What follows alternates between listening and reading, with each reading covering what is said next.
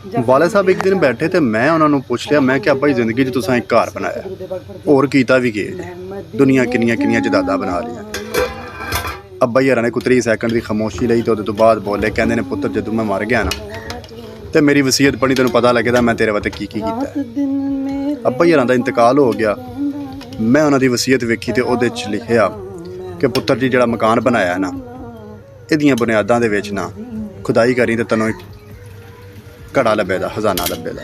वही मेरी जिंदगी की जमा पूंजी है जिहड़ी मैं तेरे वास्ते की है। मैं उन्होंने वफात तो फारग होने तो बाद मकान ढाया तो ढा के खुदाई शुदाई की तो घड़ा लभा, वो एक रुक्का लिखिया तो वो रुके नूं खोल के जी मैं पढ़ा तो सिर्फ ऐना लिखिया कि लै पुत्र मैं तो बना लिया ना, तू हुण दोबारा बना के दस। तो उस वेले दा